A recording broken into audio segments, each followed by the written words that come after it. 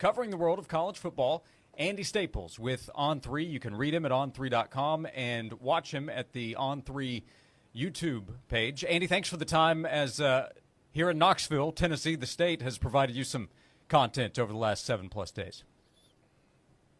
And I got to say, as somebody who, when I lived in Knoxville, you had, one show on the news talk station, and there was maybe one other sports talk station, that there's a sports animal and a sports monster now. Combining forces. I mean, what do you think? On. You're in the Tri-Cities, like, you're just taking over. Yep, and the state of Tennessee is trying to do that in some ways, right, with the NCAA. What have you made of it over the last week, a little more than that at this point? And what should we be paying attention to now in the middle of the court case plus the battle that's kind of going on with the university and the NCAA? Well, I mean, I don't know if the judge in the case is one of those guys that just walks up to people and like, in the sixth sense, Bruce Willis is actually dead. Like, I think that's the type of person he is, because he clearly spoiled the end of this movie in his decision to not grant the temporary restraining order, where he's like, yeah, but the NCAA is going to lose the case. So they're going to have a hearing, but we already know what's going to happen next. The NCAA is going to lose. Why did he say that, by the way? Why did he go ahead and provide that spoiler? So I talked to Michael McCann, who's he writes for Sportico. When I was at Sports Illustrated, Michael was our legal analyst at SI, and he's a law professor. He works at the University of New Hampshire, and also he's a visiting professor at Harvard right now. And I asked him that same question. I said, how normal is this for a judge to just telegraph what they're going to rule and say, change my mind, essentially, to one plaintiff or defendant? And he said it's not uncommon, but it's not something that happens every day. But a lot of times judges feel like, okay, I've seen all of your arguments. In this case, the NCAA has thrown out all of its arguments in various jurisdictions or branches of the federal court system. Whether it's the O'Bannon case, whether it's the Alston case, the House case, so federal judges have seen this. And like the Alston case, which went to the Supreme Court, like every federal judge reads every Supreme Court opinion, because they then have to use that as basis for how they decide on things. And so he was probably pretty well versed from Alston in what the NCAA's arguments are about this stuff, and probably was like, you know what, they're trying to recook the same old meal. It didn't work in Alston, and it's not going to work here either. What do you think the impact of Jackson Lampley's declaration will have on this entire process? Some. Any player saying that would have helped. But, I mean, the fact of the matter is the state going after them and just setting it up on a tee for them, basically, is what's going to happen. Because the NCAA's arguments don't hold up against antitrust scrutiny. Like, here's the deal. Like, if, let's say, we are the all of the radio stations in East Tennessee, we can't get together and decide how much the DJs are going to make or the sports talk guys are going to make. We can't decide as competitors how much they're going to make and put a cap on it, because that's price fixing. You're not allowed to do that in America. Well, the schools are competitors, and then they make rules via the NCAA that essentially fixes the price of the labor market in college football. That's illegal. Like, it's not complicated, and there's no defense that they have against it. With your conversations with some ADs and coaches and lawyers, do you have like an estimated timeline of when things will really, really, really change in college football? Well, it really is going to – a lot of it's probably up to, Greg Sankey, the SEC commissioner, and Tony Petitti, the Big Ten commissioner, who just said on Friday they're going to get together and form what they're calling an advisory group, which is a very soft way of selling we're taking over. And it's them being tired of sitting in rooms where, you have Division III schools or Division II schools or schools way far down the chain in Division I saying, well, that's not going to work for us. Well, nobody cares what works for you. Everybody's watching the Big Ten and the SEC. Like, that's what brings in all the money. So they're going to make some decisions, and they're going to try to come up with some rules that can actually work. Now, the problem is, like I just said, if the schools try to make rules and unilaterally impose them on the athletes without asking the athletes what they think about them, they're going to get taken to court, and they will lose every time. Like, it's done. The Supreme Court has spoken on this. They're like, you bring more of these rules to us, we will declare them illegal. So stop it. So the best way to handle this is to collectively bargain. But the problem is the schools don't want the players to be employees. The other issue is they may not have a choice, because there was another case this week where the National Labor Relations Board director the regional director in Massachusetts ruled that Dartmouth basketball players are employees of their school, which is crazy when you think about it, because Dartmouth doesn't even give athletic scholarships. So imagine if it was, say, the case involving USC and its players, which is going on out in California. So there is a very real possibility that the government may force the schools to recognize the players as employees, in which case, if that's what's going to happen, then bargain with them, because if you have a CBA, then you can't lose an antitrust suit. Or you can, but it's very difficult to. Like, if the players agree to a salary cap, which I think they would, you can't then take the schools to court and say, this salary cap is illegal. The court's going to be like, no, you agreed to it. That's why there's a salary cap in the NFL. That's why there's a salary cap in the NBA. They bargain it with the players. If they would like a lawsuit-proof way of having rules that either govern compensation or govern how the players can move from one school to another, they need to bargain it with the players. Until they figure that out, they're just going to keep getting their asses beat in court. Andy Staples is with us on 3, on3.com. Find him on YouTube on the On3 channel as well. And this conversation is largely around football, right? That's where almost all the money is. How does football... There's basketball, too. There's right. There's some money in hoops. Sure. But with all the sports, all the athletes, how does that factor in? Athletes in other sports versus football and men's basketball. They don't make any money, so they're not entitled to any money. I mean, everybody wants to overcomplicate this. Yeah, it's pretty simple. Pay the people who make money and don't worry about the ones who don't.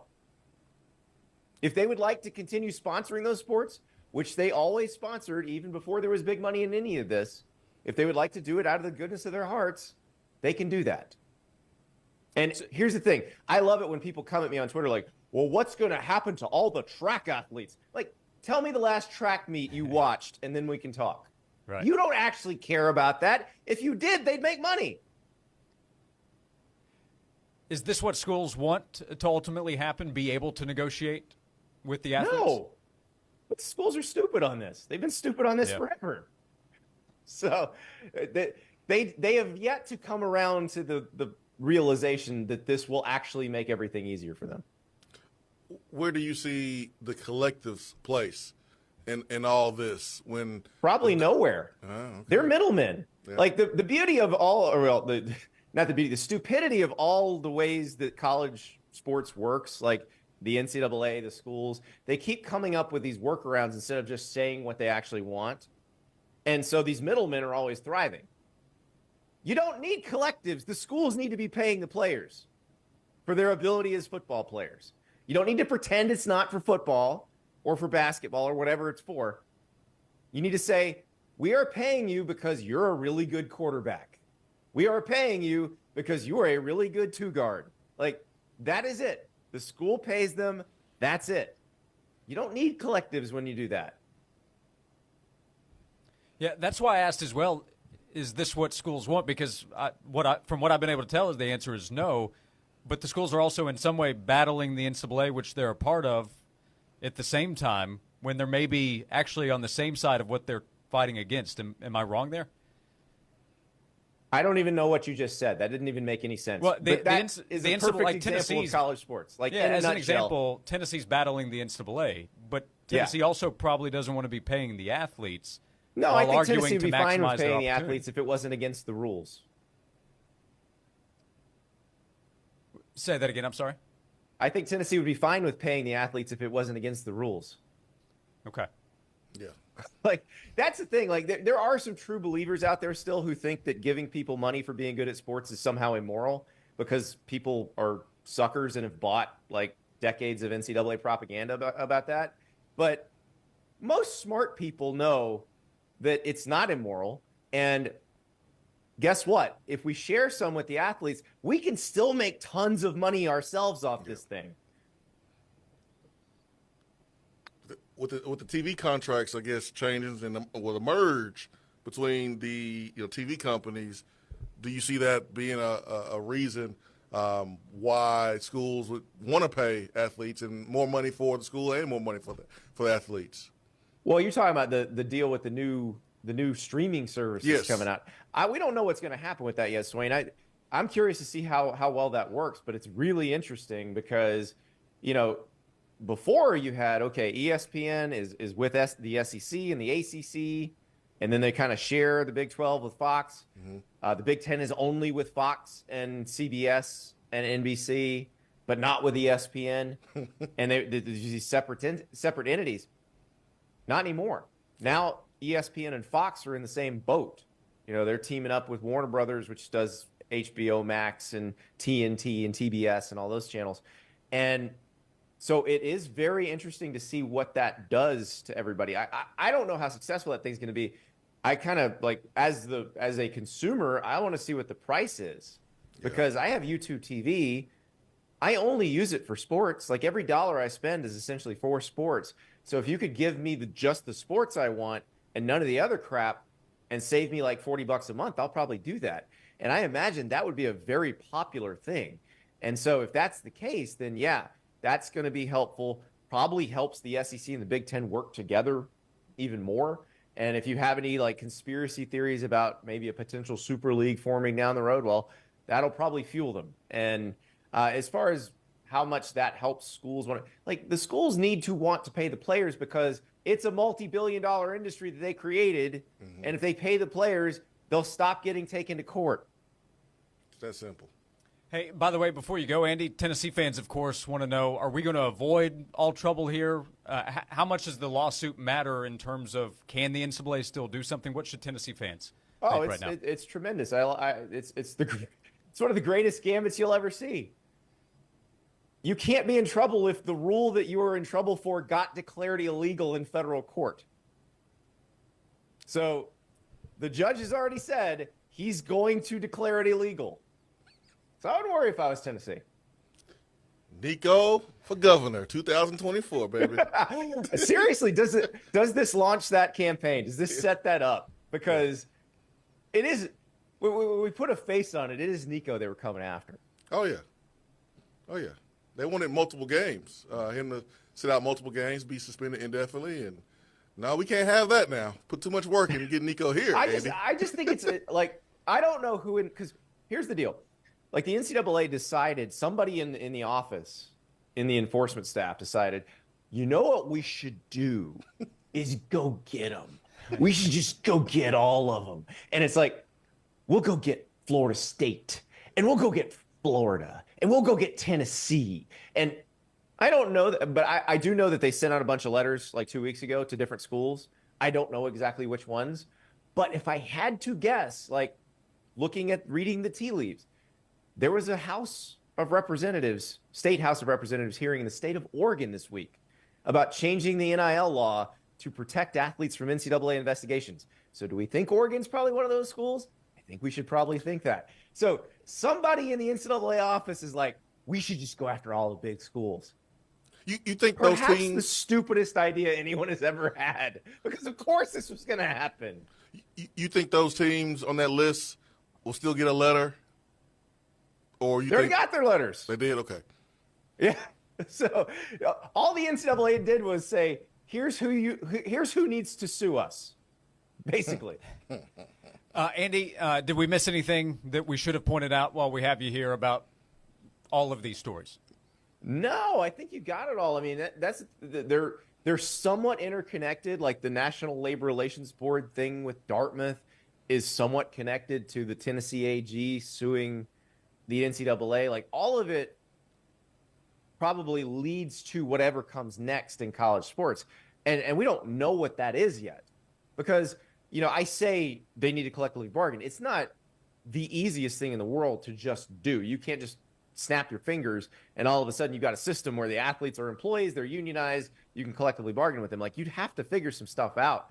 For example, like in the state of South Carolina, public employees aren't allowed to unionize. So like if you're an athlete at Clemson or South Carolina or Coastal Carolina, like you couldn't form a union and negotiate with your school. Like it, because the employees at your schools can't do that. But if you made the athletes employees of the conferences, you could certainly negotiate with them. So these are the things that have to be thought through. A lot of stuff has to happen, but it's gonna be a weird process. Like there's gonna be a bunch of ideas thrown out. Some of them are gonna sound great. Some of them are gonna sound terrible. There's still gonna be a bunch of people that are trying to pull it back to 1995 when, you know, everybody went nuts over, or I guess 1993, everybody went nuts over Florida State players getting a trip to Foot Locker. Like, it's laughable how some of these people just can't see what's happening. But it's going to change. The schools are going to wind up paying the players directly. And there's probably going to be some real rules. Like, there's probably going to be a salary cap. There's probably going to be contracts that keep players from moving around willy-nilly. And it'll be okay because the players got a chance to have their say on it. Like, that's ultimately what's going to happen. And the world's not going to end, and there's still going to be games on Saturdays in the fall, and everybody's going to love it. Yep, totally agree. You just gave the spoiler there, Andy. We just have steps to go through. I know. Until we get me there. and Judge Corker, we can't stop. Go read his work at On3.com, writing about this. Go check out the conversation that Andy had with Michael McCann. You'll learn some stuff there, too, as well, on YouTube and the On3 page. Andy, thanks Josh, I'm also sorry to anybody who hasn't seen The Sixth Sense yet, but it's a 30-year-old movie now. You should have already seen it by now. Yeah, what's the statute on spoilers? We got to figure that out, I guess, would be the next step. If the movie can legally drink, you can spoil it. There you go. It's a good rule. We're getting something figured out here. Andy Staples, On3. Andy, thanks for all the time today. We appreciate it. Yep. See you guys. Yeah, thank you.